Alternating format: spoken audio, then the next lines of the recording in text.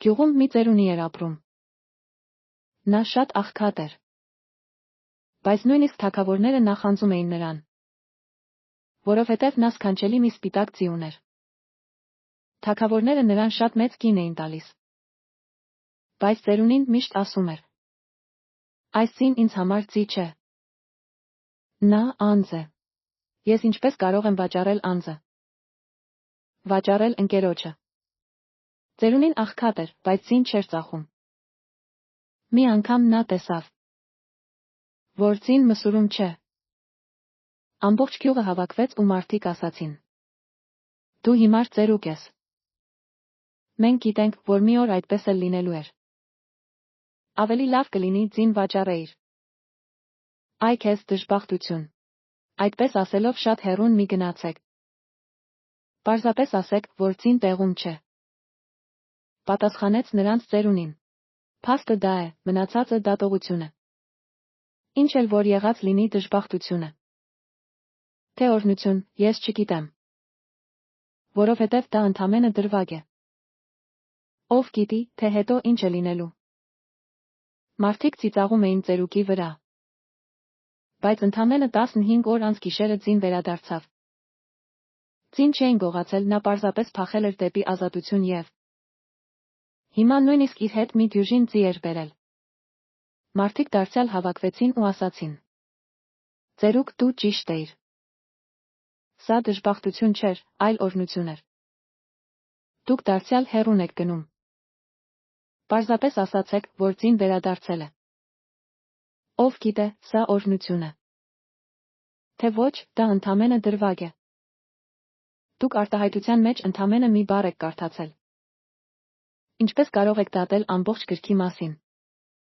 Ծերունին ընդամենը մինուճար մի որդի ուներ։ Նա սկսեց հեծնել, քշել ու վարժեցնել ձիերին։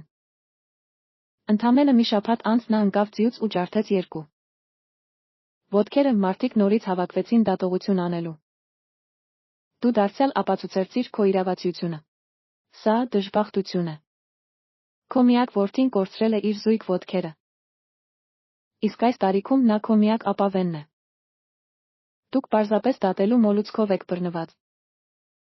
Այդքան հեռու մի գնացեք։ Ասացեք միայն, որ տղաս կոտրել է իր ոտքերը։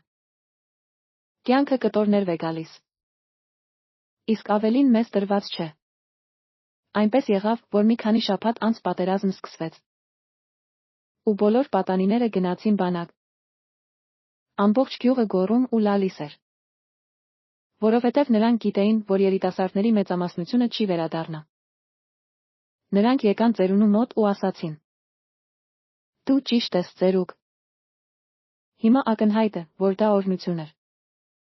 Չնայած քո որդին հաշմանդամ է։ Բայց նա քեզ հետ է։ Իսկ մեր որդիները գնացին ընդմիշտ։ Ծերունին ասաց. դուք շարունակում եք դատել։ Ոչ ոք դա չգիտի։ Միայն ասացեք, որ ձեր որդիները պիտանի են բանակի համար։ Իսկ իմը ոչ։ Միայն Աստված բացարձակը գիտի դա դժբախտություն է։ Թե օրհնություն, դատողությունը մտքի քարացած վիճակ է նշանակում։ Միտքը միշտ փորձում է դատողություն անել։ Որովհետև զարգացման վիճակում գտնվելը վտանգավոր է և անհարմարավետ։ Իրականում ճանապարհորդությունը երբեք չի ավարտվում։ Մի մասն ավարտվում է։ Բայց դրա փոխարեն սկսվում է մյուսը։ Մի դուռը փակվում է։ Մյուսը բացվում։ Դուք հասնում եք գագաթին։ Բայց հայտնվում է ուրիշը ավելի բարձրը։ Կյանքը անվերջ ճանապարհորդություն է։ Այլ հոդվածների համար այցելեք You and World Get Life։ Կամ բաժանորդագրվեք YouTube-ում You and World Life Armenian։